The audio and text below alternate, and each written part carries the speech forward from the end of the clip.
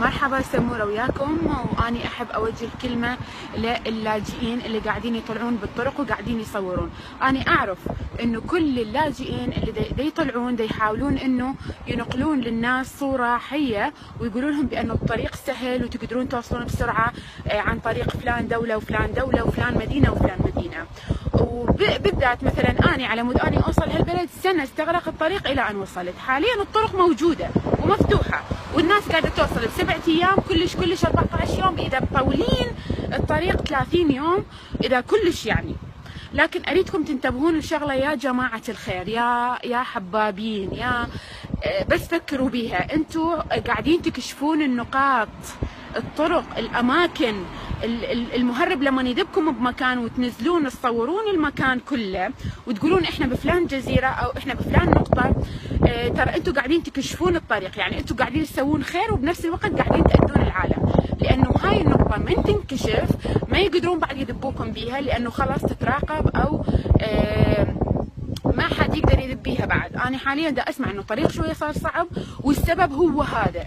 كافي تصورون، حاولوا انكم اذا انتم تريدون تحجون احجوا بمكان ما مبين منه هاي النقطه اللي انت بيها يا مكان، وقول للعالم يابا اوصلوا لفلان دوله وفلان دوله وفلان دوله. لا تقول اني بفلان مكان، فلان جزيره، فلان نقطه، طلعنا من فلان مكان، لانه انتم قاعدين تصعبون على غيركم. افهموا هاي النقطه.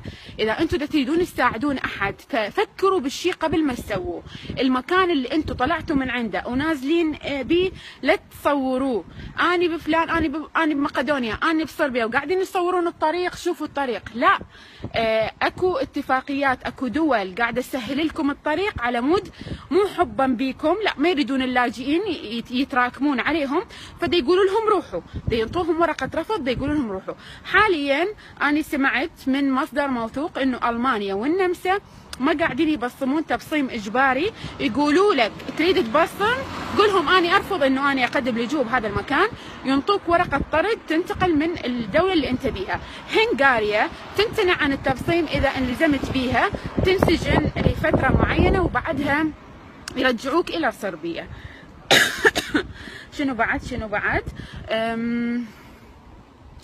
مثل ما قلت لكم لا تصورون لانه قاعدين تكشفون النقط، واللي قاعدين يقولون فلان دوله مو زينه وفلان دوله مو زينه، اكو دول عظمى انتم قاعدين تحكون عليها مثل المانيا، دوله عظمى الواحد يتمنى انه ياخذ بها اقامه بس، ويجي فلان وعلان يقول لك لا فلان دوله وفلان دوله. اذا كان الانسان يحمل كيس قوي واوراق قويه واقنع اللي مقابله بان حياته مهدده بالخطر وانه يريد يعيش، يريد يكون انسان يتنشق هواء نظيف ويشرب مي نظيف وانه انسانيته مضطهده، ياخذ لجوء في كل مكان. فهي مو مقياس معين، ولكن انه احنا نقدر نقول انه الدول اللي حاليا تستقبل العراقيين هي بلجيكا، هي فنلندا. لكن لا تحجون او يطلع واحد يحكي وهو ما يعرف وش قاعد يحكي، لانه انتم قاعدين تحددون مصير بشر. تحياتي، سمر جابر كانت وياكم، باي باي.